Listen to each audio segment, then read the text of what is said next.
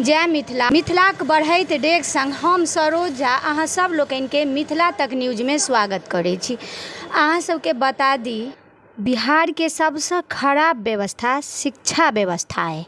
शिक्षा बिहार के एकदम लचरल अछि। शिक्षा व्यवस्था ओते नीक से नहीं है, लेकिन डिजिटल इंडिया बन रहा है। मोदी जी के सपना छन जे डिजिटल इंडिया बने, जेकर शुरुआत बिजली से भ चुकल है। स्मार्ट प्रीपेड मीटर हर जगह लगा देल गेल, लेकिन बात गौर करऽ वाला अछि जे डिजिटल एक तरफ बन रहल अछि, लेकिन कते जनता जे छै से शिक्षित छथि आ कते जनता के पास स्मार्टफोन छनि आ कते जनता स्मार्ट मीटर के बारे में जानै छथिन। तऽ हम एलहुँ हैं, ई जगह है तुवाली चौक मधुबनी, जतऽ जे व्यवसायी सब छथि जिनका दुकान में जिनका घर में स्मार्ट प्रीपेड मीटर लागि चुकल है, हुनका सबसँ जानकारी लै छी कि ओ सब संतुष्ट छथि। स्मार्ट मीटर लगेला के बाद हुनका सबके कतेक फायदा है आ कते नुकसान है, अपने परिचय देबै। ललित शर्मा, कोतवाली चौक मधुबनी, घड़ी दुकानदार। स्मार्ट मीटर लागि चुकल अछि दुकान में? जी लागि चुकल है, 6 महीना से ज्यादा भ गेल। संतुष्ट छी? अहाँ के हानि है कि लाभ है, की कहऽ चाहे छियै? सबसे पहले बात ई छै कि हमरा एते स्मार्ट फोन नहीं है। दोसर की अबै छै नहीं अबै छै, हम एहि विषय में किछु नहीं बुझै छियै। पहले अबै छलै तऽ ई बुझै छलै एकटा एवरेज रहै छलै कि 300 टका भाड़ा लेलहुँ तऽ महीना भऽ जाइ छलै 30 दिन 32 दिन 35 दिन चलि जाइ छलै। लेकिन एकरा बारे में हम किछु नहीं दीदी कहि सकै छी। एक महीना में 300 भराबै छियै, 600 भराबऽ पड़ैए। आब की कटै छै नहीं कटै छै, नहीं हमरा स्मार्टफोन है नहीं के विषय में कते केना रिचार्ज करै छियै? रिचार्ज की करै छियै, कहियो मतलब गेलहुँ तऽ कोनो बूथ पर करवा लेलहुँ, या अपना मकान मालिक के लड़का छै अरशद, हुनका द्वारा हम अपन हुनका नंबर देलहुँ तऽ ओ मोबाइल से ओ कऽ दै छथिन। मान लिअ राति बिराति कखनो रिचार्ज खत्म भऽ गेल तऽ तहन हमरा प्रॉब्लम हैत, तऽ ओ तऽ हमरा बहुत दिक्कत हैत। तो फिर की चाहे छियनि सरकार के की कहऽ चाहे छियै कि सब जगह तो स्मार्ट फोन आ स्मार्ट नहीं छै आ सब तो मान लियो से शिक्षित नहीं छै। ऐसे पहले सबके ट्रेनिंग देबाक चाही, कुछ समझेबाक चाही, बुझेबाक चाही, ओहिके बादे एहि पर हाथ बढ़ेबाक चाही। अच्छा, मतलब जखन स्मार्ट मीटर आबि कऽ लगा देल गेल तखन समझायल नहीं गेल जे एना रिचार्ज हेतै? नहीं, किछो नहीं। वो एला अपन पुरना के तोड़ ताड़ के फेंक देला, लबका मीटर के वो सेट कऽ के अपन चलि गेल। एहि विषय पर हमरा सबके नहीं कोनो समझेबो नहीं केला कि केना किया, नहीं किछो नहीं। बिहार के शिक्षा व्यवस्था केहन है से सब गोटे जे छी से अवगत जरूर छी। एक तरफ शिक्षा व्यवस्था जे लचर है, एक तरफ हम इंडिया डिजिटल बना रहल छी, लेकिन शिक्षा के नाम नहीं। जे जनता शिक्षित नहीं है, जिनका सिर्फ सिंपल बटन वाला मोबाइल है, वो जनता रिचार्ज केना करेथिन? सरकार के तरफ से डिजिटल व्यवस्था चाहिए, तकर बाद डिजिटल फंक्शन अप्लाई करे के चाहिए। ठीक है, इन्हें कि डिजिटल कह दिल के डिजिटल के लेल अथी छै।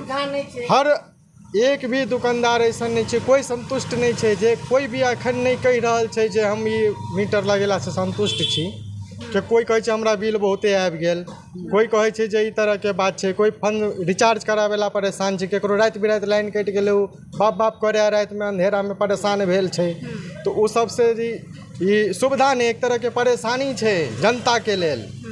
हमर नाम भेल पंकज, बुद्धनगर। अच्छा, ये स्मार्ट मीटर जे लागल है तो ये स्मार्ट प्रीपेड मीटर बारे में अहाँ की कहऽ चाहे छी? स्मार्ट प्रीपेड मीटर पहिने के अपेक्षा तऽ कनिक महग छै। ऐसे संतुष्टि अहाँ के? ऐसे कोनो घाटा नहीं है या कोनो एहन बाधा नहीं आबैया? बाधा तऽ छै, ओकर रेट मतलब पहिने के अपेक्षा कनिक खर्चा बढ़ि गेलै। अच्छा, आ बाकी रिचार्ज करब अहाँ खुद? कोनो दिक्कत नहीं, अपने से कऽ लै छी। अहाँ खुद कऽ लै छी? स्मार्ट प्रीपेड मीटर लगे से कुछ फ़ायदा है कि उसमें ड्यूज नहीं रह पावे है, और नुकसान ये है कि उसमें फास्ट मीटर चले है, और पहले के अपेक्षा बिजली बिल अब ज़्यादा आवे है। अहाँ संतुष्ट छी? अहाँ के लेल ठीक है? संतुष्ट तो नहीं छिए। हम छै कि मीटर चेक करके सही मीटर लगावे कि ओकर सही ओकर मीटर उठे, सही बिजली बिल आवे, जैसे हम चुका पाइए। फायदा है केते नुकसान है? सिर्फ नुकसान ही है, फायदा कहाँ है?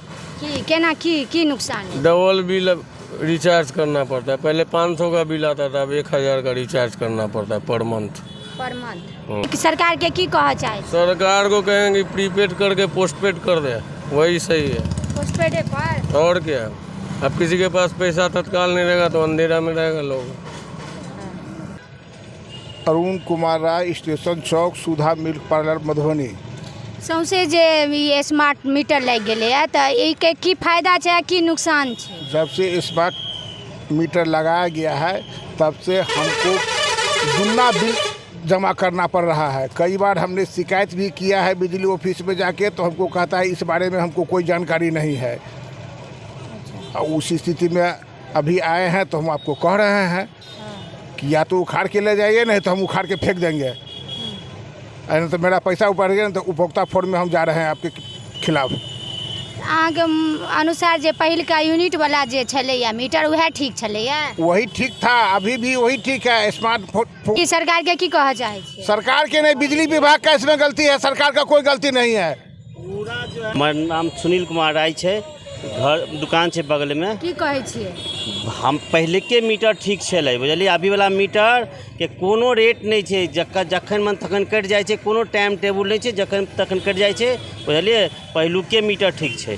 500 के बिल रिचार्ज करै छियै आ 10 दिन में खत्म, 5 दिन में खत्म, कोनो लिमिटेशन नहीं।